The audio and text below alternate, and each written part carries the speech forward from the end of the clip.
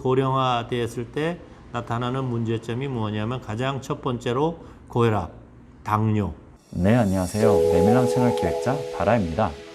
오늘은 권태봉 박사님께서 부교수 시절 연구원으로 참여하셨던 고령화 사회에 대비한 과학기술 정책 방향이라는 대한민국 학술원 자료를 토대로 어떻게 하면 이 노년의 극심한 질병인 고혈압, 당뇨 등을 예방할 수 있는지에 대한 고견을 들어보도록 할 텐데요.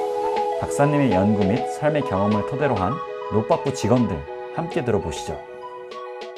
최근에 우리나라는 급격하게 고령화되고 있는데 1950년, 53년 유교가 끝나고 난 다음에 태어난 베이비 부머, 그 사람들이 지금 현재 이제 70대를 바라보게 되었습니다.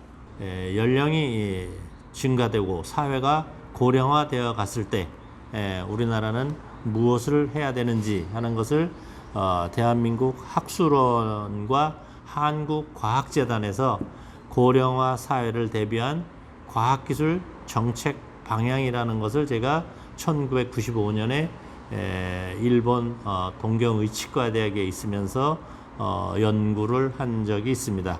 그때 이제 연구 책임자가 한국학술원의 주진순 박사님, 또 서울대학교 보건대학원의 김정순 박사님, 또 학술원의 김창환 박사님, 그다음에 한림대학교 의과대학의 유형준 박사님, 그다음에 서울대학교 사회대학의 최성재 교수님, 그러면서 저도 그때 부교수 때 참여를 해서 과학기술 정책 방향을 연구한 적이 있습니다.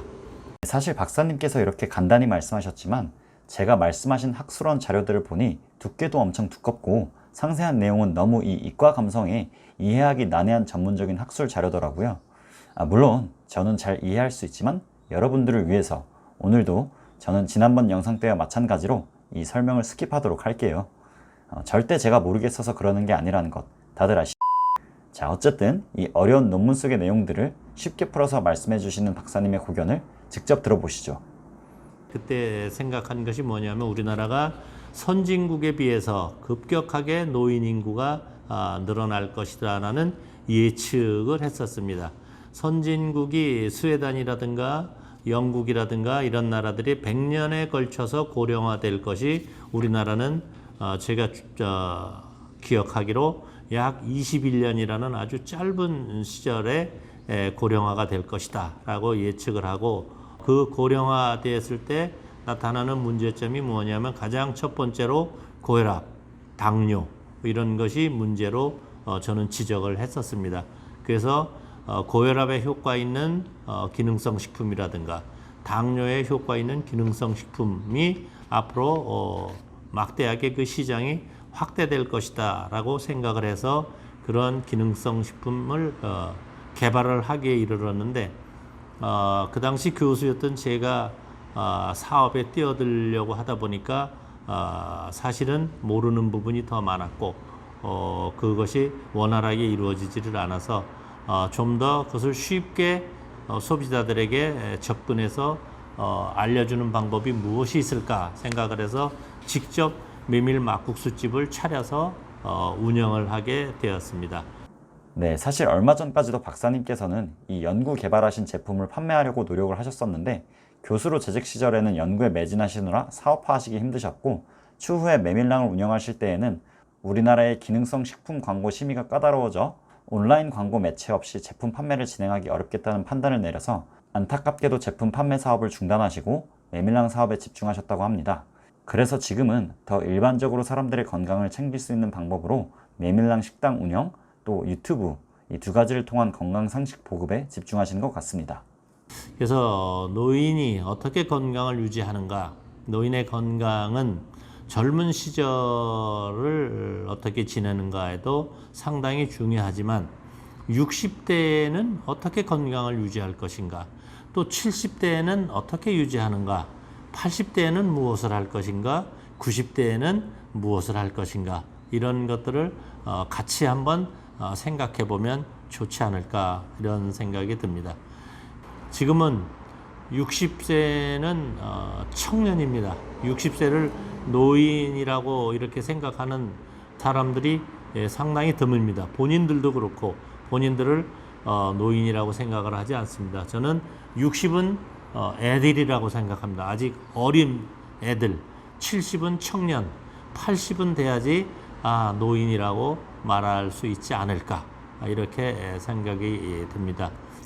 저희 세대는 저는 형제가 6남매인데 저희 아버님이 편찮으셔서 병원에 계실 때 형제들 4명이 서로 일주일씩 돌아가면서 병간호를 해드린 적이 있습니다.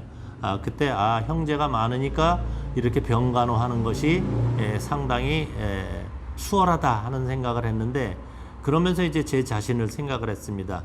저는 아들이 하나인데 제가 만약에 아프면 우리 아들은 어떻게 일을 할 것인가. 그래서 저는 노인이 건강해야 자식이 편하고 국민이 건강해야 나라가 편하다는 기본적인 생각을 가지고 있습니다. 그래서 노인이 건강하게 늙어야지, 노인이 아파가면서 늙으면 사회와 자식들에게 엄청 큰 부담을 준다고 생각을 하고 있습니다. 우리는 이런 부담을 주지 않는 쪽에서 우리 자신들의 건강, 이런 것들을 잘 관리해야 되고 생각해야 된다고 생각을 합니다. 그 중에서 제일 문제가 되는 것이 젊어서의 술, 담배를 피우는 것은 60세, 70세가 돼서 막대한 질병에 시달린다고 저는 확신을 합니다. 그래서 지금 20세, 30대의 그 젊은 청년들이 이 유튜브를 보고 젊은 시절을 술과 담배로 허비하지 않도록 저는 권하고 싶습니다.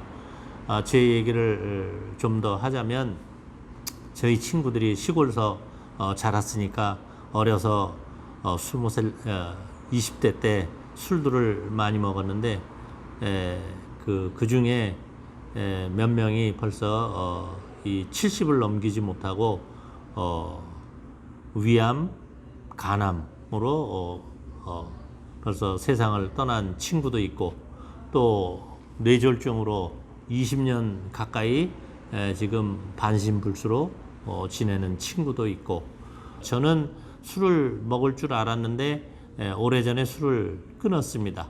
담배도 끊었습니다. 담배 끊은 지는 약 한 40년 가까이 되고, 술 끊은 것도 비슷한 시기에 제가 술을 의지적으로 끊고 생활을 해서 아직 이렇다 할 특별한 건강상의 문제는 없습니다. 또한 친구는 술을 애초부터 먹지 못합니다.